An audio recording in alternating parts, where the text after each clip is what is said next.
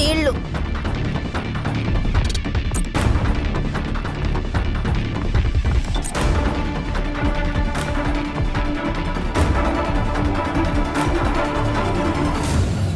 నీళ్లు నీళ్లు.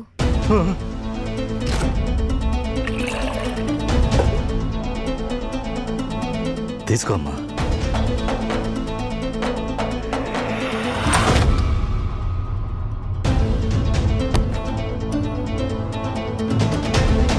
అన్నయ్య, ఇందులో ఏముంది?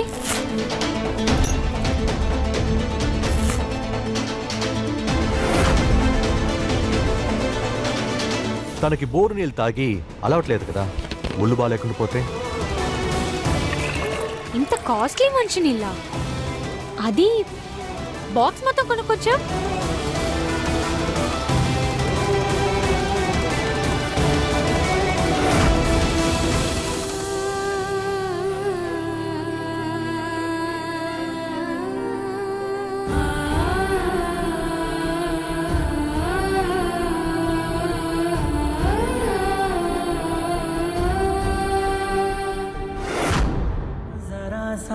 भी मेरी तरह ना कहीं से मैं तेरी तरह मिलके भी दोनों हैं अजनबी कैसी है ये दास्तां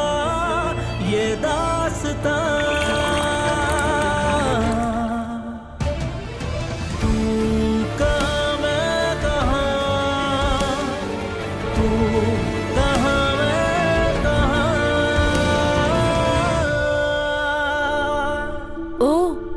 అందుకని వదిన బోర్ నీళ్లు తాగలేదనిపిస్తుంది. ఈ చిన్న విషయం కూడా నాకు తెలియకుండా పోయింది. నాకు ఒక విషయం అర్థం కావట్లేదు. ఈషా వదిన ఇంటికొచ్చిన తర్వాత అన్న మెదడు చాలా బాగా పనిచేస్తుంది. అదేంటంటే 1 2 3 4 5 6 ఒక బాటిల్ 10 రూపాయలైతే 20 బాటిల్లో 240 రూపాయలు కదా. ఇంకా గ్లాస్ కి 100 రూపాయలు వేసుకుంటే అయితే 340 రూపాయలే. ఉదయాన్నే 340 రూపాయలు ఖర్చు పెట్టేసిందే మహారాణి. తను ఏమైతే ఖర్చు పెడుతుందో అదంతా లెక్క రాసి పెడతాను.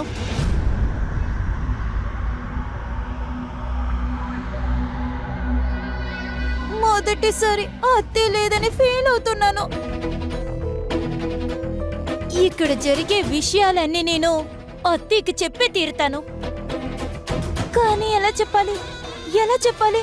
హాస్పిటల్లో ఎప్పుడు ఎవరొకళ్ళు ఉంటారు కదా. ఒకవేళ అత్తయ్య దగ్గర ఇదంతా నేనే చెప్పానని వీళ్ళెవరికైనా తెలిస్తే నా పని అయిపోతుంది అంతే.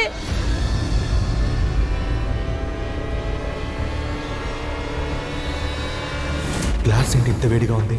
ఒకవేళ ఒళ్ళు బాగలేదా?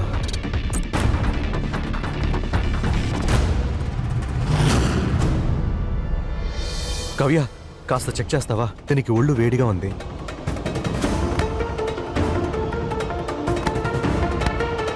దీనికి చాలా జ్వరంగా ఉందన్నయ్య. అరే,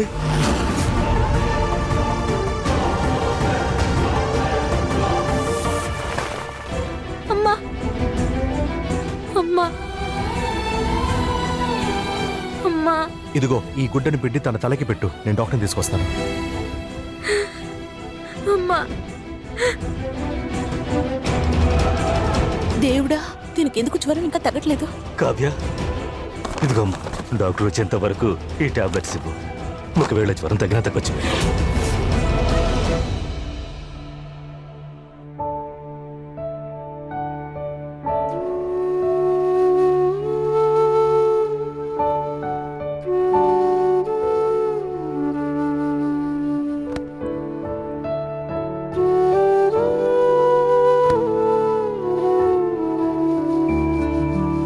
వదినా, అమ్మాయిలందరికీ పెళ్లి గురించి ఒక కళ ఉంటుంది. ఇషాక్ కూడా కళ ఉంటుంది కదా. కానీ నాన్న తనకి ఒక పెళ్ళి అంటూ ఒకటి చేశారు కదా. ఆ పెళ్లి ఒక పీడకళ అని నేను చెప్తాను. నాకింకా ఒక్క విషయమే అర్థం అవ్వట్లేదు వదినా. రాత్రి తను అక్కడ ఎలా పడుకుని ఉంటుందో తెలియట్లేదు. ఎవరితోని తను మాట్లాడి ఉండదు, ఇంకా తన బాధను కూడా చెప్పుకొని ఉండదు. ఇంకా చెప్పాలంటే నాన్న తన దగ్గర ఫోన్ కూడా ఇవ్వలేదు. వదినా, ఇప్పుడు మనం తనతో ఎలా మాట్లాడాలి? ఈ ఇంట్లో తను స్వతంత్రంగా ఆడుతూ పడుతూ తిరుగుతుండేది. కానీ ఆ ఇంట్లో తను ఏ పరిస్థితిలో ఉందో ఏమో. వదినా, తనతో మాట్లాడడానికి ఏదో ఒక దారి ఉంటుంది కదా. ఉంది ఉంది, సరళ పిన్నితో మాట్లాడొచ్చుగా. ఇదిగోండి, ఫోన్ చేయండి. ఇషా గురించి తెలుసుంటుందేమో. కోడలా, వస్తున్నాను మావయ్య, వెళ్ళొస్తాను.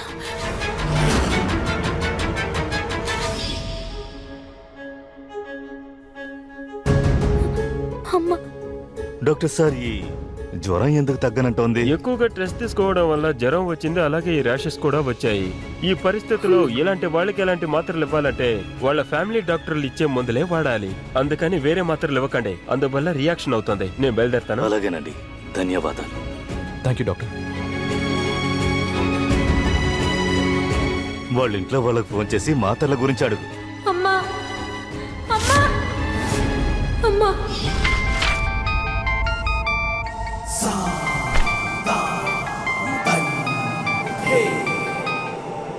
ఆహా, చెప్పు సూరజ్. అయ్యగారు, ఈషాకి ఇక్కడ ఒళ్ళు బాగాలేకుండా ఉంది. తన శరీరం మొత్తం ఎర్రటి చుక్కలైపోయాయి అయ్యగారు. తనకి చాలా హై ఫీవర్ లో ఉంది. పాత మందులే వేసుకోవాలంట. డాక్టర్ ఏం చెప్పారంటే అది పాత మందులు వేసుకుంటే సరవుతారంట. ఆ పిల్ల నా ఇంట్లో ఉండి నా తీర్మానాన్ని ఎదిరించింది. తనకి సంబంధించిన గుర్తులన్నీ తగలబెట్టా.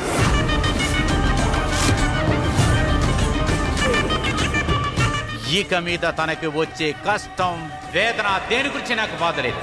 తనకు కూడా బాగా అర్థం అవ్వాలి. ఈ గులాబ్ సింగ్ చేసే పనిని ఎదిరిస్తే రాబోయే ఫలితం తెలుస్తుంది. హలో హలో అయ్యగారు,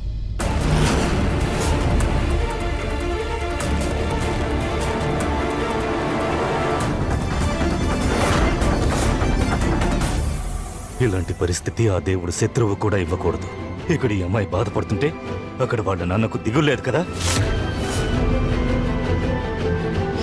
వదినా, మనం ఎలాగైనా ఆ మాత్ర పేరు తన దగ్గర చెప్పాలి. వదినా, ఒక పని చేద్దాం, మనం వెళ్ళిపోదామా? మనవా? రండి రండి, వెళ్దాం.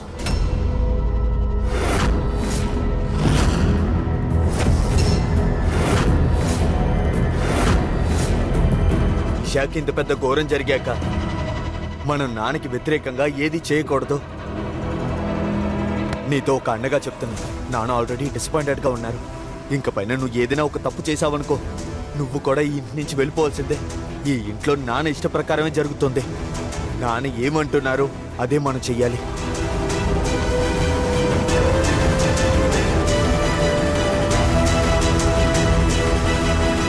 నీ తప్పులన్నిటినీ నేను క్షమిస్తాను. కానీ ఈ అమ్మాయి గనక ఏమైనా అయిందనుకో,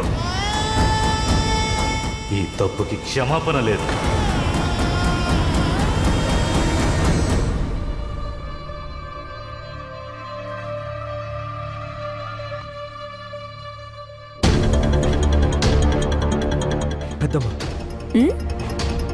పెద్దమ్మని ఇంతకుముందు ఈషాని చూసుకుంది.